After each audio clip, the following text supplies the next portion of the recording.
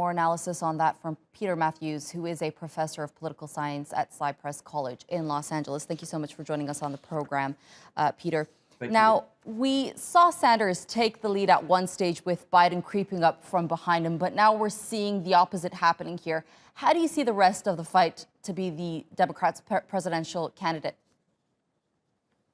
Well, I do believe that Biden will win a majority of the delegates from today, but there's still a separation of maybe 150 or 200 delegates out of 1,000 or so, and you've got the winner has to win 1,991 delegates.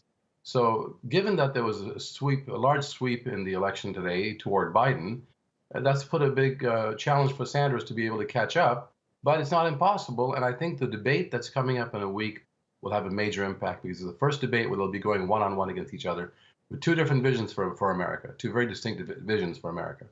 Where did it all go wrong for Sanders here, especially in Michigan, where he had previously won during the primaries against Hillary Clinton? I think what happened in Michigan was that there was a different candidate. Biden as a candidate was probably stronger than Clinton was back then to some extent. On the other hand, what happened was he wasn't able to rally many of the young voters as he did before in 2016 to his side. A lot of the young people didn't vote as much or as often as the other people of different ages. That was part of the problem, and also the fact that Biden supporters were those who switched over from other candidates on the moderate wing to say that they want someone who can beat Trump, and that was their opinion. They thought that Biden will be a stronger candidate to beat Trump.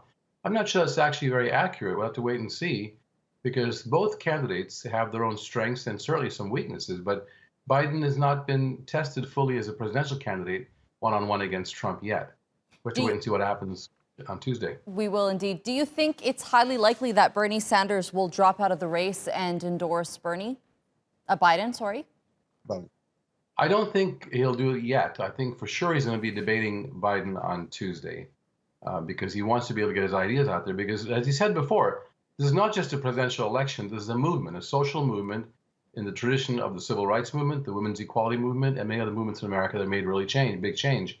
So for Sanders and his followers, it's an ideological, visionary movement to change America through the structure from the bottom up, and also to make America more social democratic and more fair to more people than what it is right now. So it's more than just a presidential election, and I think that's what he's looking at.